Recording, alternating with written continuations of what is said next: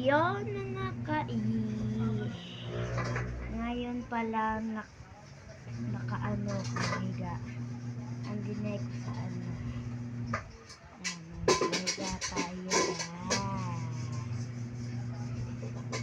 Ang isa kong pinsan naman at yung isa ko namang vlogger na kaibigan na si Yuto, hindi pa rin ata nag-vlog. Yon. Hindi pa ata nag-vlog. And titignan ko mamaya YouTube na kung nagba-vlog pa siya. Ganon. Kagahapon lang po ako nagsimula, pangatlo pala po.